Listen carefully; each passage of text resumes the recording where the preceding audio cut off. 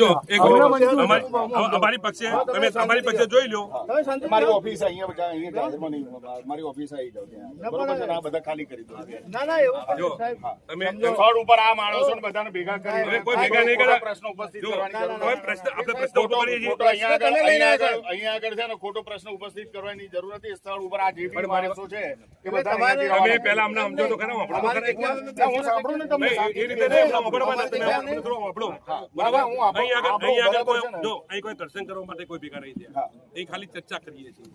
કોઈ ઊંચા અવાજે બોલ્યું તમે અમને બોલ્યા અમે તો સવાલ બી નહીં કરતા બરોબર બોલો શું કરો બોલો ઊંચા અવાજ. એમ નહીં કરતો તમે કહો છો ને અહીં આવો તેમ આવો અમે અમારી જગ્યા પર આવ્યા છીએ અમે અમારી સંસ્થામાં ના ના એ તમારી માલિકી ના ગણાય ખોટી વાત નહીં જો કરો એ રીતે બરાબર તમારી માલિકી ના ના તમારી માલિકી ના ગણાય એ રીતે જ વાત કરી તમારી માલિકી ના ગણાય અરે ના ગણાય માલિકી બહાર નીકળી જાવ ચલો અહીંયાથી બહાર નીકળી જાવ નહીં તો પછી હું પોલીસ બોલાવીને દબાણ તમને બધાને બહાર કાઢી નહીં એ ખોટી વાત છે તમારી તમે કોર્ટમાંથી ઓર્ડર લાવો ને હું કહું છું તમે કોર્ટ તમને પજેશન આપે કે ભાઈ આ પજેશન સવાલ જ નથી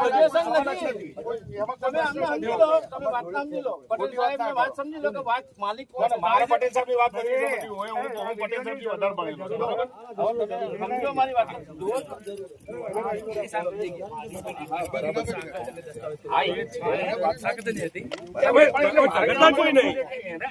છું આપણે શું કરો ઇસ્યુ કરવો એમ કોર્ટમાંથી લેટેસ્ટ જે ઓર્ડર છે એ લેટેસ્ટ ઓર્ડર નહીં આવે કે ભાઈ આમનું પોઝિશન થાય છે પ્રોપર્ટી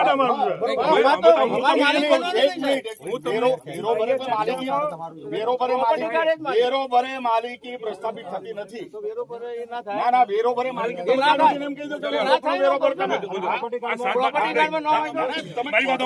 કોર્ટમાં દાવો પેન્ડિંગ છે.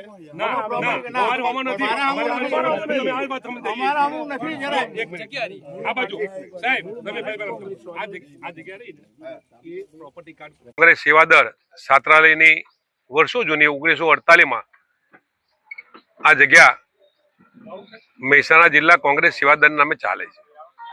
અહીં આગળ સમગ્ર જિલ્લાના બાળકો ભણાવવા માટે મહેસાણા જિલ્લા કોંગ્રેસ દ્વારા સેવાદળના નામે આ જગ્યા રાખી અને આમાં કાર્યક્રમ ચાલતા હતા. વર્ષોથી આ જગ્યા પડી રહી છે. આ જગ્યા પડી રહી છે ત્યારે મહેસાણા જિલ્લા કોંગ્રેસ સેવાદળનું કાર્યાલય નવેસરથી નવું બનાવવા માટે આજે આ જગ્યા પર અમે આવ્યા છીએ. પ્રોપર્ટી કાર્ડથી લઈને તમામે તમામ કાગળો આજે અમારી પાસે છે. છતાંય આ જિલ્લા આ વિભાગના ડીવાયએસપી દિનેશસિંહ કરી અને આવી અને ખોટી રીતે રેવન્યુનું જ્ઞાન એમની પાસે છે કે નહીં એમાં મારે પડવું નથી. અમે અમારા કાગળો બતાવ્યા છે. અમારું પ્રોપર્ટી કાર્ડ બનાવ્યું છે. પ્રોપર્ટી કાર્ડ ચાલે આવું પ્રોપર્ટી કાર્ડ અહીં ન ચાલે એવું કહી અને તાત્કાલિક આ ખાલી કરો નહીંતર અમારે બધાને તમને પૂરી દેવા પડશે અને તમારા પર કાયદેસરની કાર્યવાહી કરવી પડશે. ત્યારે મારે દિનેશસિંહને પૂછવું છે કે આ ઝઘડો અહીં કોઈ ઝઘડો કરવા આવ્યું નહોતું.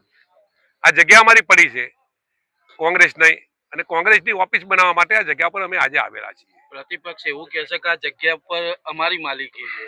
હવે કદાચ એમને કોઈ આ જમીન પર ખોટી રીતે કબજો કરી અને એને પચાવી પાડવાનો પ્રયત્ન કર્યો હોય તો એ મને ખબર નથી. આ 1948માં આ જગ્યાનો દસ્તાવેજ સાકરચંદ બાપાના નામે કરેલો હતો. એ સાકરચંદ બાપા એ જે દસ્તાવેજ કરો એના પૈસા જે તે વખત કોંગ્રેસના સેવાદળના નામે બધા આપેલા હતા. વ્યક્તિગત નામે દસ્તાવેજ કરી આજે અમે આ જગ્યા એને કરી અને આ જગ્યા એ મહેસાણા જિલ્લા કોંગ્રેસ સેવાદળ છાત્રાલયના નામે એ ટ્રસ્ટ બનાવ્યું અને ટ્રસ્ટ બનાવી અને આ છાત્રાલયનું અને આ જગ્યાનું એક કાર્યક્રમ અને એ વહીવટ કરતા હતા. એમાંથી જે આજે પ્રોપર્ટી કાર્ડની અંદર જે વહીવટદારો છે એમાંથી આ અમારી સાથે હાજર છે ચુનાજી ઠાકોર, એ સાબલિયાના વતની છે અને જે ટ્રસ્ટીમાં પણ એમનું નામ છે. મોતી કાકાથી લઈ ઘણા બધા ટ્રસ્ટીઓ એક્સપાયર થઈ ગયેલા છે અને આ જે જગ્યા રહી આ જે સંસ્થાના નામે ચાલી રહી છે નહીં કે કોઈ વ્યક્તિગતના નામે. પણ મને નથી ખબર પડતી કે આ જગ્યાનો વ્યક્તિગત કોઈએ કબજો લઈ અને એને પચાવી પાડવાનું કોઈ કામ કર્યું હોય તો એ ખ્યાલ અમને નથી. પણ આજે કાગળ ઉપર જોતા આજે લગભગ ઘણા વર્ષોથી વેરો પણ અમે ભરીએ છીએ. આ જગ્યાનું પ્રોપર્ટી કાર્ડ પણ અમારું છે. પ્રોપર્ટી કાર્ડ એટલે કે 7/12. પણ આ જગ્યા એક કિંમતી જગ્યા છે. એના પર કોઈનો ડોળો ફાટ્યો હોય અને એના પર કોઈનું મન બગડ્યું હોય અને આ જગ્યા પચાવી પાડી અને કરોડોની મિલકત કોંગ્રેસ પાસેથી કોઈ વ્યક્તિગત પોતે એના નામે લઈ લેવાનો કોઈ પ્રયત્ન કરતા હોય. આ જગ્યાને લઈ શું વિવાદ છે અને શું ઘટનાક્રમ હતો? આ જગ્યામાં સવારે 10:30 અમને માલુમ પડ્યું કે કોંગ્રેસના લગભગ 150 થી 200 માણસો અહીંયા આગળ આવેલા છે અને જેસીબીથી કામકાજ ચાલુ કરેલું હતું, ઝાડવા નાન તેને પાડેલું, અને 201 માણસો આવેલા છે એવું એક અમને માલુમ પડ્યું પ્રકાશભાઈ મારફત. પ્રકાશભાઈ અત્યારે હાલ આઉટ ઓફ ગુજરાત છે, એટલે એમના મારફત ફોન આવ્યો કે તમે ત્યાં જાઓ અને શું ત્યાં થઈ રહ્યું છે એની તપાસ કરીને અમને કહો. એટલે અમે એમને જાણ કરી. અમે ત્યાં આગળ કર્મચારી છીએ અને અમે એમને જાણ કરી કે ભાઈ આ રીતનાનું ત્યાં આગળ 200-300 માણસો કોંગ્રેસના છે અને એ લોકો જેસીબીથી બધું સાફ સફાઈ રાંધતે બધું ચાલુ કર્યું છે. પ્રકાશભાઈ એવું કહ્યું કે ભાઈ આ જમીન ઉપર અમારો દાવો ચાલુ છે, બરાબર. એટલે મૂળ માલિક એમના દાદા હતા, શું છે શું નહીં એ પ્રકાશભાઈને બધું ખબર છે, પણ પ્રકાશભાઈનો દાવો હાલ કોર્ટમાં ચાલુ છે. એટલે કે તમે કોર્ટના પેપરો લાવીને એમને બતાવો અને પોલીસ સ્ટેશને એક વખત ફોન કરીને પોલીસને બોલાવો. અમે પોલીસ સ્ટેશને ફોન કરીને પીઆઈ સાહેબને ડીવાયએસપી સાહેબને બોલાયા અને કાગળોની ફાઇલો મંગાવી. કાગળોની ફાઇલો જોતા પ્રાઇમરી સ્ટેજે એવું માલુમ પડ્યું કે કોંગ્રેસ સેવા દળના નામે પ્રોપર્ટી કાર્ડ છે, પણ કોંગ્રેસ સેવા દળે આ જમીન આંજણા ટ્રસ્ટ જે આદર્શ સ્કૂલ ચલાવે છે આંજણા ટ્રસ્ટને ભાડે આપેલી હતી. એમાં ભાડાની અંદર કોઈ કરારનો કોઈ મુદતનો ઉલ્લેખ નથી કર્યો, એટલે કદાચ કાયમી બી ભાડે આપેલી હોઈ શકે. અને એ લોકોએ ચેરિટીની અંદર પરમિશન બી માગેલી છે કે અમારા આ જમીન આંજણા કેળવણી મંડળને આપવાની છે, અને એમાં જાહેરાત પણ આપેલી છે એમને ન્યૂઝપેપરમાં, એની પણ કોપી ફાઇલમાં છે. હવે આ બધું જોતા પ્રકાશભાઈએ દાવો કરેલો છે આંજણા કેળવણી મંડળ પર કે ભાઈ તમે અમારી આ મૂળ જમીન છે અને તમે અહીંયા ભાડે લીધી હોય કે તમારું જે વેચાણ લેવા માંગતા હોય એ આ જમીન ઉપર તમે છો, અને એનો ઓર્ડર 2008માં પ્રકાશભાઈના ફેવરમાં થયેલો છે. એ ઓર્ડરની પણ કોપી અમે અહીંયા જે કોંગ્રેસના મહાનુભાવો હતા એમને પણ બતાવી, ડીવાયએસપી સાહેબને બતાવી અને પીઆઈ સાહેબને બી બતાવી.